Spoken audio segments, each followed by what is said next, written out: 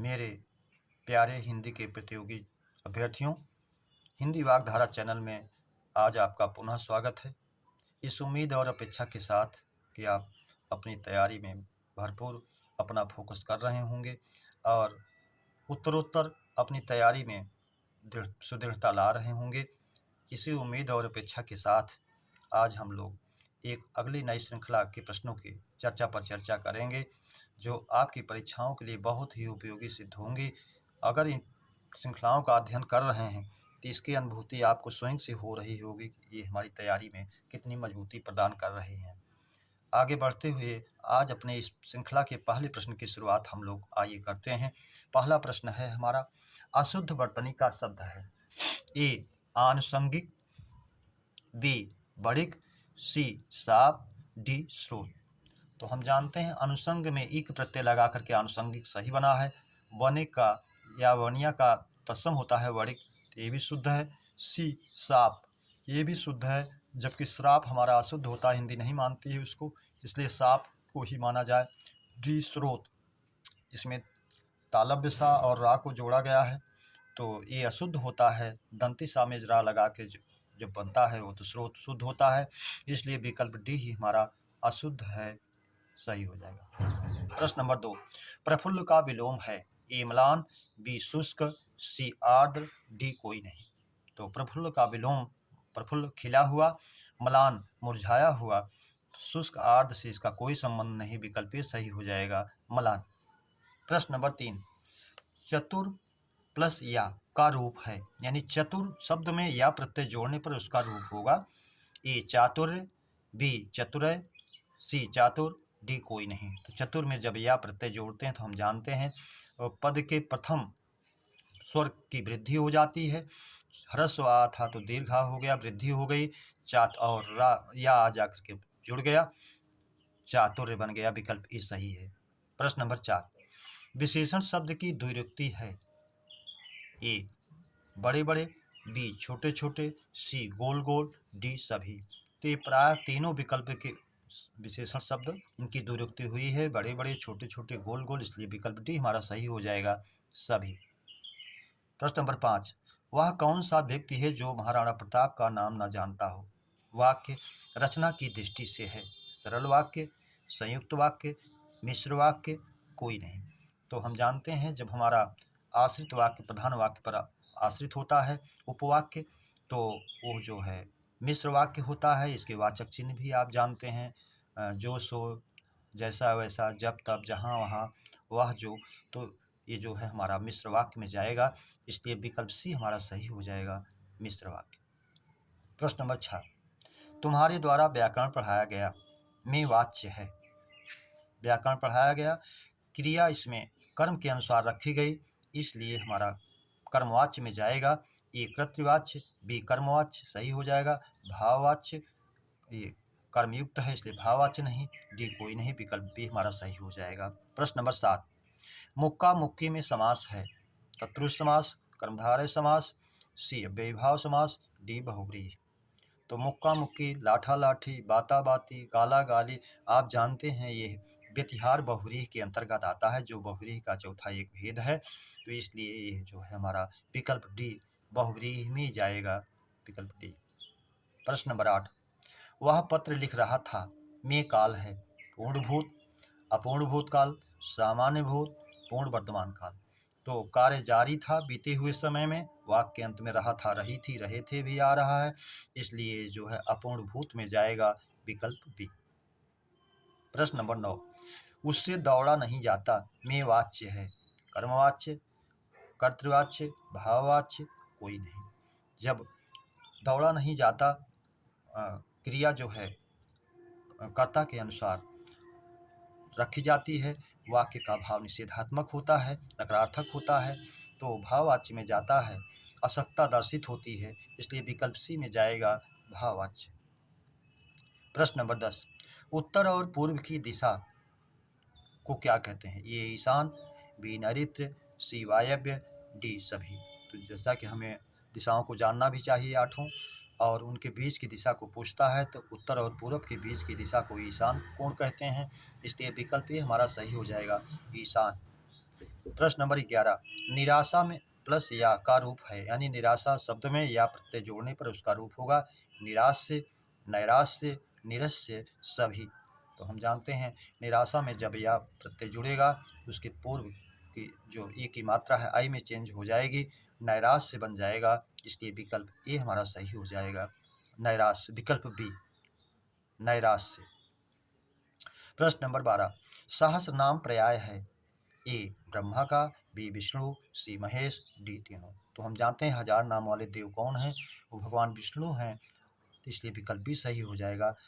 हजारों नेत्र वाले कहा जाए तो इंद्र के भाव में जाता है, हजार दल वाला कहा जाए सहस्र दल तो कमल का अर्थ होता है।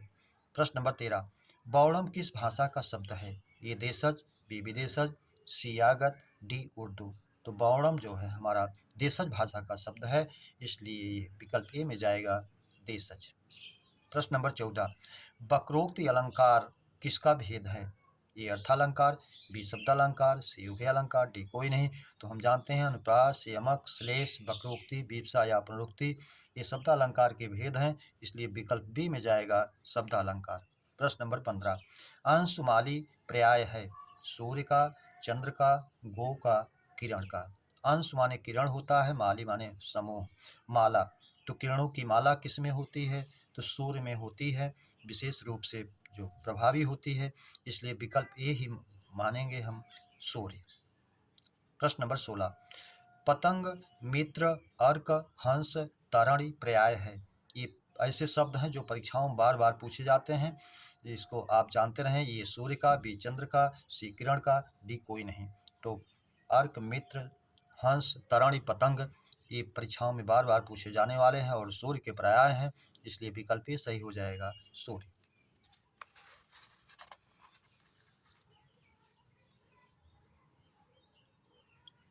प्रश्न नंबर 17, अनुप्रास अलंकार का भेद है, ए 4, 5, सी 6, डी 7। तो हम जानते हैं अनुप्रास अलंकार के मुख्य 5 भेद हैं, और पहला है छेका, दूसरा प्रत्यानुप्रास, तीसरा लाटानुप्रास, चौथा अंत्यानुप्रास, पांचवा श्रुत्यानुप्रास, इसलिए 5 भेद हैं, विकल्प भी सही हो जाएगा, 5। प्रश्न नंबर 18, कुटज रचना है, हजारी प्रसाद द्विवेदी, प्रेमचंद, धर्मवीर भारती, भारतेंद्र हरिश्चंद्र। तो कुटज रचना है हजारी प्रसाद द्विवेदी जी की, इसलिए विकल्प ए हमारा सही हो जाएगा, हजारी प्रसाद द्विवेदी। प्रश्न नंबर 19, अर्थ के आधार पर वाक्य भेद हैं, ए 5, बी 6, सी 7, डी 8। तो अर्थ के आधार पर 8 भेद होते हैं, हम जानते हैं, इसलिए विकल्प डी हमारा सही हो जाएगा, 8। प्रश्न नंबर 20, अच्छे लड़के परिश्रमी होते हैं, इस सरल वाक्य को मिश्र वाक्य में बदलिए। इसका केवल उत्तर दिया गया है, जो लड़के अच्छे होते हैं वह परिश्रमी होते हैं। इस तरह से बदलने को भी आपको आता है, इसलिए इसका विकल्प ए जो दिया गया है उत्तर के रूप में यही सही भी है। प्रश्न नंबर 21, पतंग का अनेकार्थी है, सूर्य, टिड्डी, पक्षी, सभी। तो हम जानते हैं पतंग का सूर्य, पक्षी, फतिंगा, टिड्डी, नाव ये सब इसी के अनेकार्थी हैं, इसलिए तीनों सही हैं, विकल्प डी हमारा सही हो जाएगा, सभी। प्रश्न नंबर 22, अशुद्ध विलोम युग्म है, शुष्क का आर्द्र, सही है, बी आर्य का अनार्य, श्रेष्ठ जो श्रेष्ठ ना हो, ये भी सही है, सी दुर्गम जहाँ कठिनाई से जाना जा सके, सुगम जहाँ आसानी से जाया जा सके, ये भी सही है, डी कठोर और वज्र जो पर्याय का भाव रखते हैं, इसलिए अशुद्ध हैं, विकल्प डी हमारा सही हो जाएगा, अशुद्ध। प्रश्न नंबर 23, अशुद्ध तद्भव तत्सम युग्म है, ए रूखा रुक्ष, बी घाव घात, सही है, सी कपड़ा करपट, ये भी सही है, डी तड़ाक सरोवर, ये जो है तड़ाक तालाब होता है, सरोवर पर्यायवाची दिया गया है, इसलिए विकल्प डी अशुद्ध है। प्रश्न नंबर 24, सावाचक किस निपात का भेद है, तुलनाबोधक, प्रश्नबोधक, संकेत बोधक। प्रश्नबोधक क्या, कौन, कहाँ आता, काश आता, ना आता, क्या आता। प्रश्न नंबर विकल्प सी संकेत बोधक, संकेत भी नहीं कर रहा है, यदि पानी बरसता तो धान की फसल ना सूखती, डी कोई नहीं, इसलिए तुलना में सा आदि ही आता है, तो विकल्प ए हमारा सही हो जाएगा, सा। तुलनाबोधक। प्रश्न नंबर 25, आदिकाल के कवि हैं अमीर खुसरो, विद्यापति, दलपत विजय, तीनों हैं, इसलिए विकल्प डी हमारा सही हो जाएगा सभी। प्रश्न नंबर 26, रूपक अलंकार के सम्राट हैं ए सूरदास, ये नहीं है, वात्सल्य और श्रृंगार के सम्राट, बी तुलसीदास, रूपक अलंकार के हैं, इसलिए विकल्प भी सही हो जाएगा कबीरदास, कोई नहीं से कोई मतलब नहीं। प्रश्न नंबर 27, लक्ष्मी थी या दुर्गा, स्वयं वीरता की अवतार, देख मराठे पुलकित होते उनकी तलवारों की वार। इसमें उपयुक्त पंक्ति में पूछ रहा है कौन सा रस है, भयानक रस, अद्भुत रस, करुण रस, रौद्र रस। तो इसमें अद्भुत बातें बताई गई हैं, अद्भुत दृश्य का वर्णन किया गया है, इसलिए विकल्प भी हमारा सही हो जाएगा। आश्चर्य जिसका अस्थायी भाव होता है, ये हमारा सही हो जाएगा विस्मय, अद्भुत। प्रश्न नंबर 28, निम्न में कौन सा शब्द अनेकार्थक का नहीं है, ए गो है, गाय, किरण, इंद्रिय, स्वर्ग, पृथ्वी होता है, बी अर्क, सूर्य, मदार का पौधा, इंद्र, स्फटिक, काढ़ा होता है, इसलिए है, सी मानस, मनुष्य, मन, कामदेव, दूत, मन से उत्पन्न होता है, इसलिए है, डी जल, इसका नहीं होता है, इसलिए यही नहीं है। प्रश्न नंबर 29, अठकोना में समास है दिगु, बहुव्रीहि, कर्मधारय, तत्पुरुष।